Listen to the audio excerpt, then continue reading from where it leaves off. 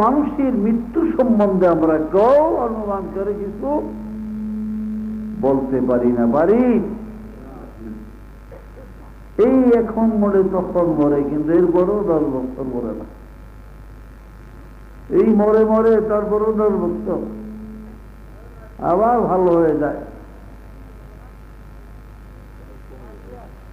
আমার হযরত ইব্রাহিম আলাইহিস সালাতু ওয়াস সালাম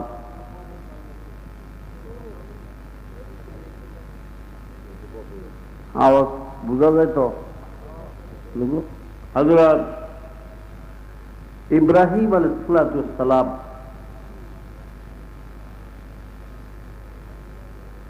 আল্লাহ নবীদের ভিতরে তার লকব ছিল খলিলুল্লাহ। কি নাম ছিল? খলিলুল্লাহ। ইসমাঈল আলাইহিস সালামের লকব ছিল জবিহুল্লাহ। ঈসা নবীর লকব ছিল রূহুল্লাহ। দাউদ আলাইহিস সালামের লকব ছিল খলিফাতুল্লাহ। আদম আলাইহিস সালামের লকব ছিল সফিউল্লাহ। আর আপনার আমার নবী মুহাম্মদুর রাসূলুল্লাহ সাল্লাল্লাহু আলাইহি ওয়াসাল্লামের লকব ছিল হাবিবুল্লাহ। বলেন সুবহানাল্লাহ। আল্লাহর লকব ছিল হাবিবুল্লাহ। আল্লাহ রাব্বুল আলামিন এই 2,24,000 পয়গম্বরের মধ্যে আল্লাহ কোন নবীকে ভালোবাসছেন কম নয়, কাউকে মর্যাদা কম দেন নাই। প্রত্যেকেই কিছু না কিছু মর্যাদা দিয়েছে। কারণ তিলকার রাসূলুন ফাদ্দালনা বা'দাহুম আলা বা'দ। আল্লাহ পাকের কাছে সব নবীরাই কিছু না কিছু সম্মানিত ছিল, কিছু মর্যাদা আল্লাহর তরফ থেকে দেওয়া ছিল। কিন্তু তুলনামূলক নবী মুহাম্মদ রাসূলুল্লাহ সাল্লাল্লাহু আলাইহি ওয়াসাল্লামের কাছে সবাই কিন্তু মুহতাজ হয়ে বলেন সুবহানাল্লাহ। হযরত আয়েশা রাদিয়াল্লাহু আনহা একদিন জিজ্ঞাসা করলেন, হুজুর কিয়ামতের মাঠটা কেমন হবে? হাসর ময়দান কেমন হবে? কিভাবে মানুষ উঠবে? আল্লাহ কি অবস্থা অবলম্বন করবেন? আপনি কি করবেন? মানুষরা কি করবে? নবীরা কি করবে? আল্লাহর নবী বলেন, আয়েশা গো, হাসরের ময়দান কায়েম করে আমার আল্লাহ রাব্বুল আলামিন যখন একটা ধমক দেবেন গো আয়েশা, লিমানিল মুলকুল ইয়াওম, লিমানিল মুলকুল ইয়াওম, পৃথিবীর অধিপতিরা রে বলো Mamun recording studio, micro stand, Nageshwari, Kurigram. Maulana Rumi আয়াতের প্রসঙ্গে বলেন, বাতাদিদে अगर बरकशा देंगे हुकुम, बतअदीद अगर बरकशा देंगे हुकुम, बमानंद करूं बिया तुम। আমার আল্লাহ পাকের ধমকের চোটে রাসূল বলেন, আয়েশা আসরবাসীরা বেহুশ বেকারার হয়ে যাবে, হতভম্ব হয়ে যাবে, পাগলের মতো মানুষ খালি ছুটাছুটি করবে। ইয়াউমা তারাউনাহা তাযহালু কুল্লু মুরদিয়াতিন আম্মা আরদাআত ওয়া তাদাউ কুল্লু যাতি হামলিন হামলাহা وترى الناس سكارى وما هم بسكارى ولكن عذاب الله شديد। 17 সূরা হজের আয়াত। ইসরাফিলের শেষ বাঁশি বাজবে, আর এদিকে হাসরের মাঠ কায়েম হবে, আর মানুষ কবর পানিয়ে বানিয়ে হাসরের দিকে যাবে। এদিকে আল্লাহর ভ্রমণ শুরু হবে। লিমানিল মুলক কলিয়াও, বলো কার রাজত্ব চলবে। পাগলের মতো মানুষ ছুটাছুটি করবে। গর্ভধারিণী কোন মহিলা পেটে ওই সময় গর্ভের সন্তান যদি থাকে বা থাকতো, ইসরাফিলের এই বাঁশির আওয়াজে তোর জঙ্গর্জনের কখন তার গর্ভ খালাস হবে সে বলতে পারবে না।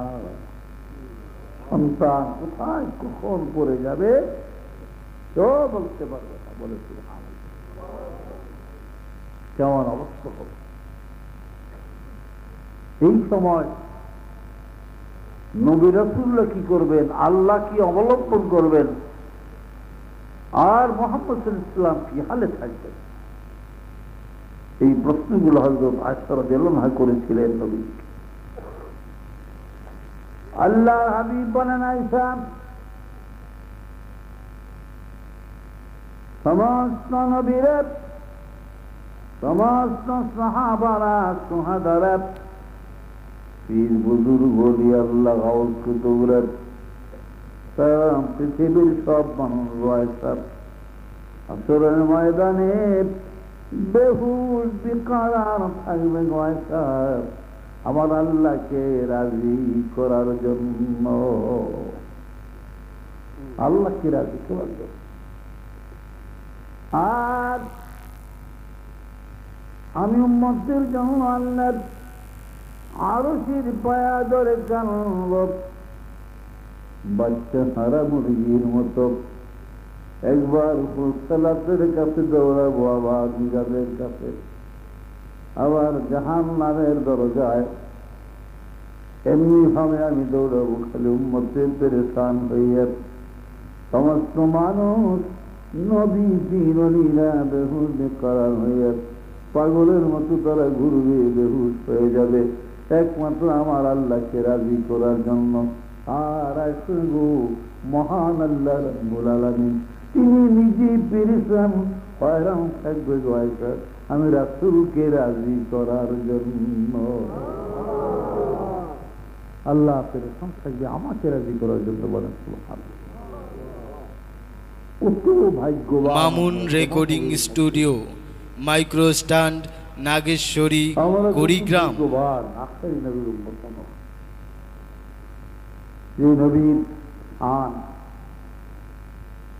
আমি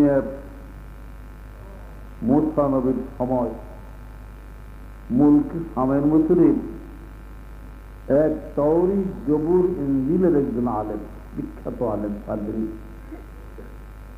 ওই ফাদরির নাম ছিল কাফিল। কাফিল নামের এই ফাদরি তাওরীতের 90 জায়গার ভিতরে মুহাম্মদ শব্দ পাইয়া সব নামগুলি কাইটা দিয়েছে। তাওরীত কিতাবে 90 জায়গায় মুহাম্মদ শব্দ লেখা, হ্যাঁ নিজে ওই মোহাম্মদ নামগুলি লাল কালি দিয়া দিয়া কি করছে, কাইটা দিচ্ছে। কিতাব হলো তাওরীত। এই তাওরাতের ভিতরে নাম থাকবে মুসা কালিমুল্লাহ, মুসার উপর অবতীর্ণ হয়েছে তাওরাত। এখানে মোহাম্মদ আবার কে ঢুকলো, কার নাম থাকবে? এই কাফিল নামে ফাদরি চালাকি করে করে ওই মোহাম্মদ নামগুলা 90 জায়গায় সব কি করছে, লাল কালে দিয়া কাইটা রাখছে, সেখানে মুসা লিখে। 90 বার যখন নামগুলো সব কাটা হয়েছে, আপনি তাওরীতে 90 বার লেখা। ফাদরি ঘুমায় রয়েছে কাম ছাইরা,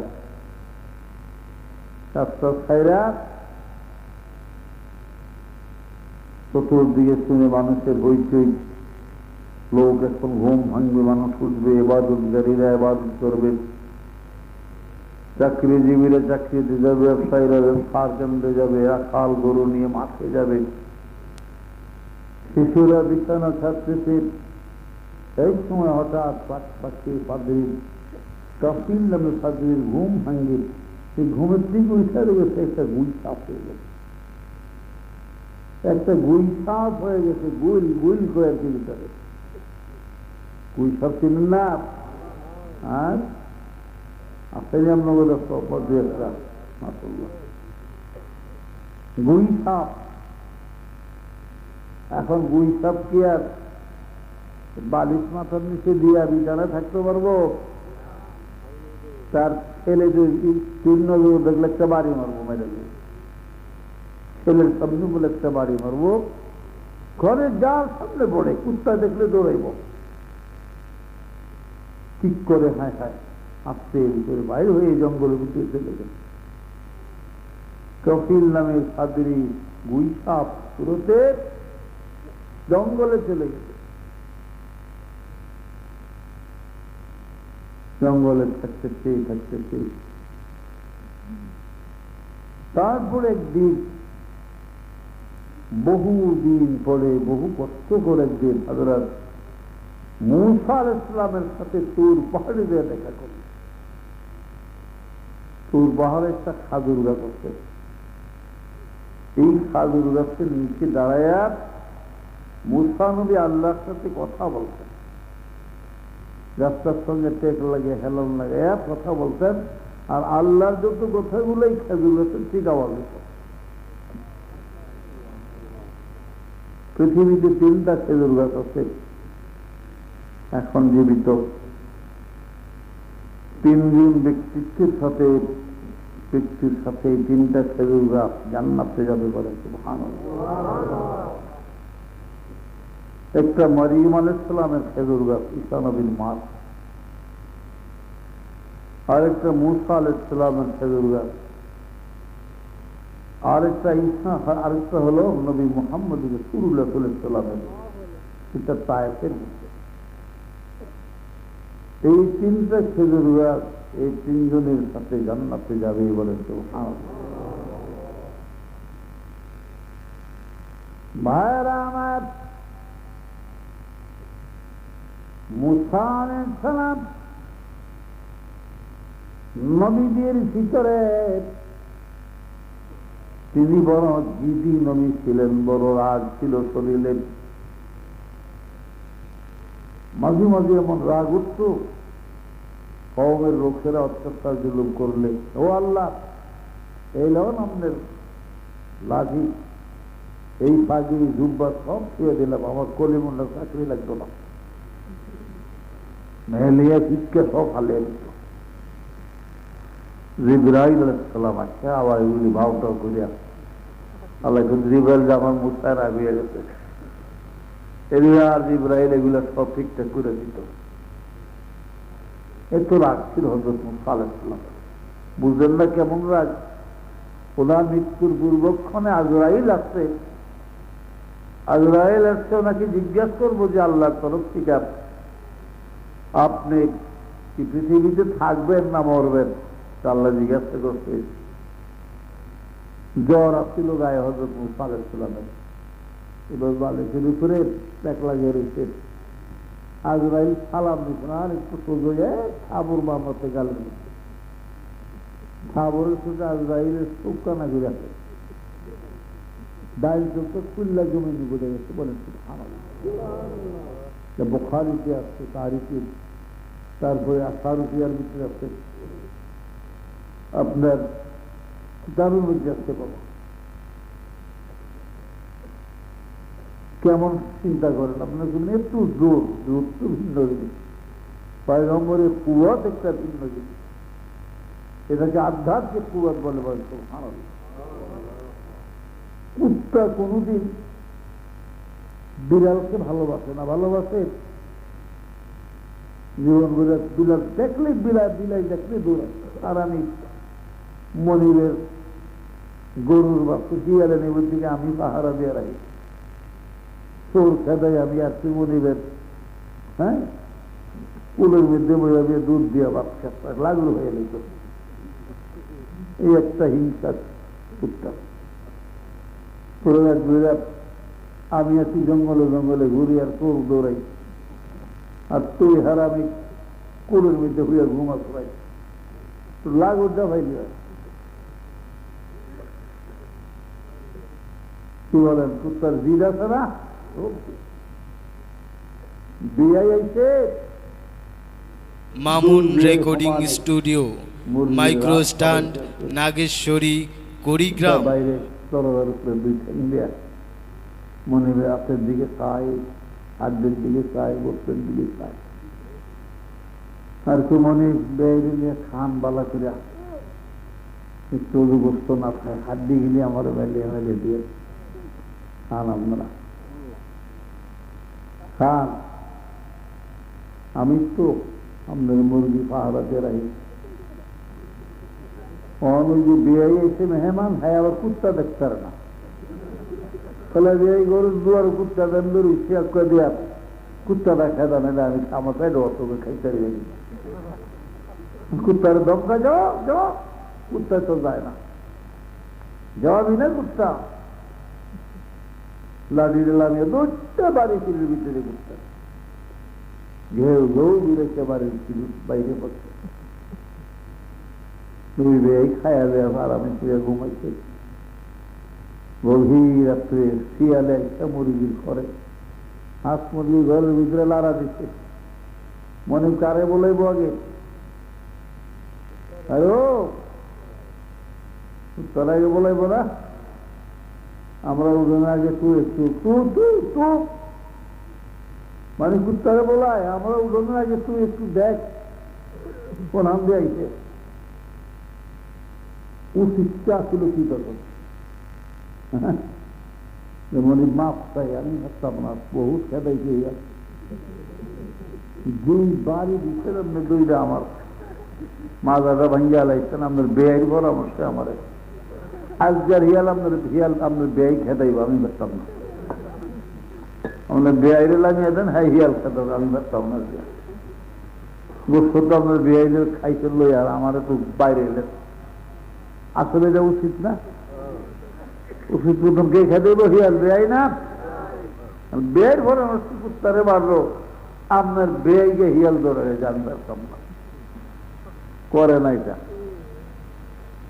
রাত্রে যে মাজা ভাঙছে সন্ধ্যায়, ওটা ভুল লাগেছে। এই বহু কষ্টে এই ভাঙ্গা মাজা লইয়া আইসি মিশ্রে হেসেছে। মনে দেখিয়া দেন শত্রু কোন দিকে, ঝাঁপাইয়া বলবো শত্রুরা বললাম। যদিও বেআইন পরামর্শ আমার মারছেন, দুঃখ নাই। কারণ আপনার বাড়িতে একটু থাকতাম পারি, অন্য কুত্তা আমার দৌড়িয়ে এলে আপনার সীমানা তাইলে হারা যায়, আর আমার মারতে হয় না। কারণ আপনার পোলা আপনার মায়ে লাড়িলে ফিরিয়া খারে আমি কুত্তারে মারবি। এই যে একটু আশ্রয়ের জায়গা হয়েছি আমি, আমার জন্য আল্লাহ শুকরিয়া বলি। আপনার বাড়িতে থাকতাম পারি আমি, এটাই যথেষ্ট। এই জন্য আল মুস্তাফার ভিতরে Mamun recording studio, micro stand, Nageshwari, Kurigram. আলহামদুলিল্লাহিল্লাযী খালাকানি কালওয়ান ওয়ালা খালাকানি সিনজিয়া। কুত্তাকে আল্লাহ গো কুত্তা বানাইছে, শুকরিয়া আদায় করি। আপনার বান্দার হ্যাঁ পাহাড়ি ঘর পাহাড়া দিয়ে থাকি, শুয়োর জেনা বানাইছে। আমি কুত্তারে পালন জায়েজ আছে, জায়েজ আছেন আপনি, কিন্তু শুয়োর পালন জায়েজ না। তাইরও মজাবে হারা। কুত্তার দশা কিনে জায়েজ আছে, মোয়াল্লেম কিন্তু কুত্তা হইলে, শিকারি কুত্তা হইলে। তবে কুত্তা বাড়লে দৈনিক 7 কিরা কম নেক কিনবা যায় মানুষের, লম্বা কুত্তা আছে, বলো না। কুত্তা কি করে? আল্লাহ শুকরিয়া আদায় করে। মনিবের যে আপনার বাড়িতে থাকতাম পারি আমি, এটাই আমার জন্য যথেষ্ট। আমরা মহান আল্লাহ কি শুকরিয়া আদায় করতে পারি, কি শুকরিয়া আল্লাহর আদায় করি আমি। আমরা তো সৃষ্টির সেরা মানুষ। এই শীতের ভিতরে পৃথিবীর এই সামিয়ানা মানুষের জন্য আল্লাহ সৃষ্টির সেরা মানুষ।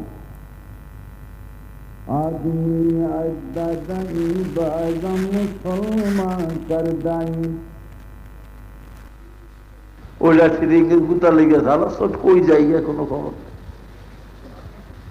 কিন্তু মানুষ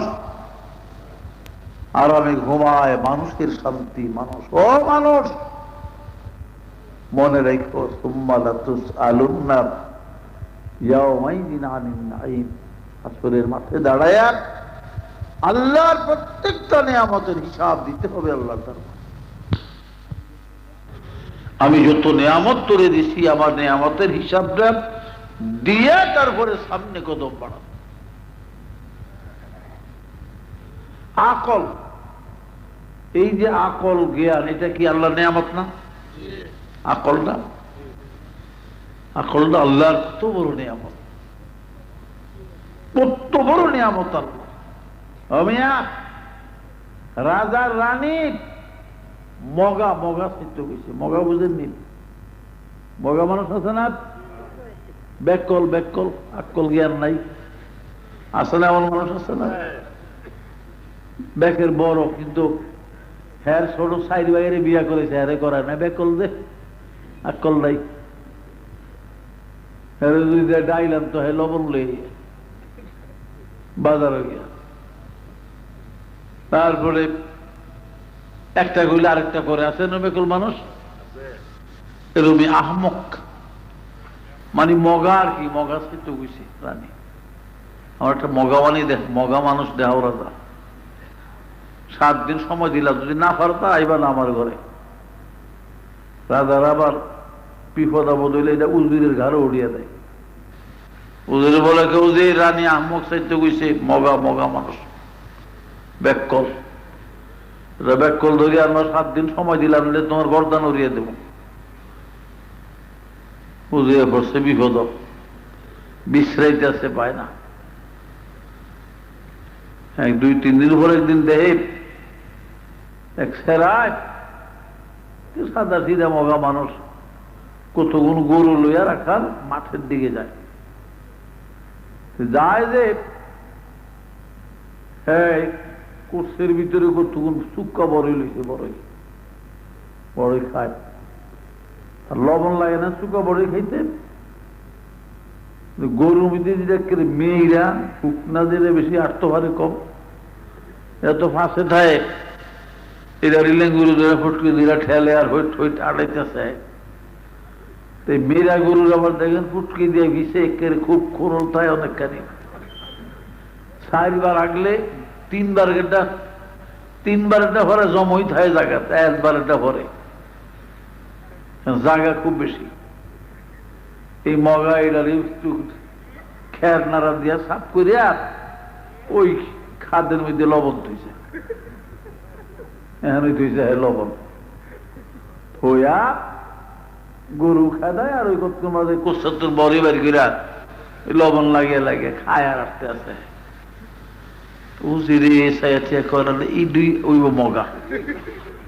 হ্যাঁ লবণ থোনার জায়গা পাইছিল না, এমন জায়গার মধ্যে লবণ থমে সে ওই মগা হ্যাঁ এই রাজার বলে কিনার দেখতে যাবি তোর, হে বকশিস দেবো, টাকা কাউন দেবো ভালো কই দিবেন? হ্যাঁ কই তো চলেন, গরু খেতায় আবার লবণ লাগে আর খায় আর আসতে আসতে। ওই গরুর ফুটকির মধ্যে লবণ থুইছে তো লাগিয়ে খায়। ডাক দিচ্ছে রাজা মশাই, তারা রাহের মগা লইছি। কই যে রাজা এই দুই বোধহয় লবণ থুইছে কেমন ডবের জায়গার মধ্যে। আরে রানী তাড়াতাড়ি আয়ো, মগা গেল গিয়া। রানী করে কোনটা করলে এই যে হলো বুঝি ঠিক হয়েছে রে, জীবনে দেখি না এমন বান্ডার মধ্যে লবণ তুইতে। চিন্তা করেন মিয়া সব কেমন মগা। আপনারা পারবেন নি গরুর ফুটকির মধ্যে লবণ থুয়া বড়ই খাইতেন? কে পারে না? তুলেন তো দেখি পারবেন নি কেউ? তাহলে আপনারা কই মগা না, প্রত্যেকের জ্ঞান আছে বলেন আলহামদুলিল্লাহ। এই জ্ঞান আকলটা এটা কার দেওয়া? আর বিচারও আকলের হবে। দেখছেন না তালাক আবু আকলমন্দের জন্য। শরীয়তের ফরজগুলি সাবেত হবে কাদের জন্য? আকল যাদের আছে, ব্যাকলের জন্য না, আকলমন্দের উপরে। আল্লাহর ফরজ ওয়াজিব এগুলা সাবেত হয়, হুকমে শরিয়া জারি হয় যাদের আকল না জ্ঞান যাদের আছে। ব্যাককলের উপরে নামাজ ফরজ হয় না। এই আকলটা আল্লাহর দেওয়া একটা নিয়ামত বাবা। এটা কি আল্লাহর দেওয়া? এটা কইলেই নিজে পাওয়া যায় না। এটা পৃথিবীর বাজারও কিনন যায় না। কিন্তু আকল কিনন যাইব? কিনতে পারলে বাপের বড় ফুল আহমক আহবে ব্যাকল, আকল নাই। তাইলে Mamun recording studio, micro stand, Nageshwari, Kurigram. ওরা ব্যাকলে খুব নাই, পশ্চিম নাই, এক মিগিল আর এক মিজায় খাইতে গেলে হইয়া থাকে। এই পদের মিয়া সব আহমক মগা মানুষ, তার উপর ইসলামের হক জারি হয় না। হযরতে মুসা আলাইহিস সালামের জমানায় ওই কাফিল নামে সেই ফাদরি, সে গুইসাপ হয়ে জঙ্গলে ঘুরে তুর পাহাড়ে হযরত মুসার সাথে দেখা। মুসা আলাইহিস সালাম নবীদের ভিতরে খুব রাগিয়া ছিলেন। আল্লাহরে বলে যে, আল্লাহ, এ মাবুদ, রাব্বি আরিনি, আমাকে দেখা দেয়, আমি আপনাকে দেখতে চাই। আল্লাহ বলেন, লান তারানি ইয়া মুসা, আমাকে দেখতে পারবে না তুমি। বলেন, আমি আপনার দেখব। আমার দেখতে হলে ঠিক আছে, আমি এই তুর পাহাড় যদি স্থির থাকে আর তুমি স্থির ভাবে দাঁড়িয়ে থাকতে পারো, তাইলে আমাকে দেখবা।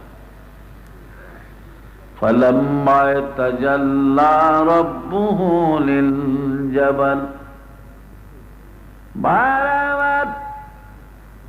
70,000 পর্দা থেকে আমার আল্লাহ একটা পর্দার কিঞ্চিত যখন সরিয়ে দিলেন, শস্য কোনা পরিমাণ আল্লাহর নূরের তাজাল্লি তুর পাহাড়ের উপরে পড়ল। মুসা নবী বেহুশ হয়ে জমিনে পড়ে গেলেন। Mamun recording studio, micro stand, Nageshwari, Kurigram. ভাগ হয়ে যায়। বন্ধুরা আমার, দুই অংশ ছিটকায়া দুই দেশে চলে যায়। একটা অংশ মিশরের তুরে সিনাই নদীর কিনারায়। এখান থেকে ভাইরা আমার দক্ষিণ প্যালেস্টাইন, বাইতুল মুকাদ্দাস, যেখানে মসজিদুল আকসা, এই মসজিদুল আকসার পূর্ব দিকে যে দেওয়াল আছে পাথরের, সুলাইমান নবী জিনপুরীদের দ্বারা বানানো, এই জিদারুল সুলাইমান নামক দেওয়ালের পাশে সুলাইমান নবীর কবর আছে। 21 হাত লম্বা কবর সুলাইমান নবীর। তানারি রাউজার সামান্য দক্ষিণ পাশে বাবে ইসবাত নামে একটা দরজা, এই দরজা দিয়ে বাহিরে গেলে সমতল জায়গায় ঈসা নবীর মা হযরত বিবি মারিয়ামের মাজার। মারিয়ামের মাজার থেকে 2 মাইল পূর্ব দিকে গেলে একটা পাহাড় আছে, ইংরেজিতে মাউন্ট অফ অলিভস বলা হয়, আরবিতে জাবালে জয়তুন বা জয়তুন পাহাড় বলে। এই জয়তুন পাহাড়ের উত্তর কিনারে তুর পাহাড়ের একটা অংশ উড়িয়ে আসিয়া লাগিয়া যায়, এইখানে আসে প্রায় 100 মাইল দূরে, 100 মাইলের বেশি হবে। আর একটা অংশ উড়িয়ে জর্দানের রাজধানী আম্মান শহর থেকে 6 মাইল পশ্চিম দিকে বেবিলনের যে পাহাড় আছে বাবা, বেবিলনের এখানে 2টা পাহাড়, 2 দিকে।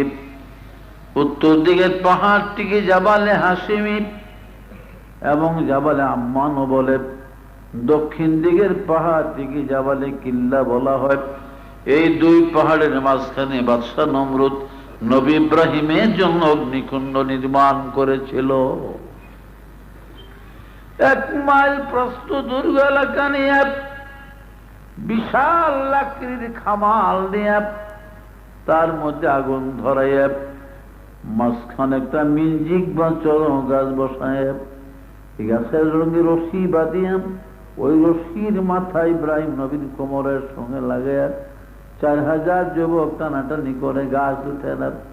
ইবলিস শয়তান বললেন, ফেরাউনকে যা আপনার নমরুদকে জানিয়ে দিলেন, নমরুদ ইব্রাহিম আল্লাহর পয়গম্বর, আল্লাহর কতগুলো অনুচর ফেরেশতাই গাছ ধরে রাখতেন, এইভাবে গাছ উঠবে না।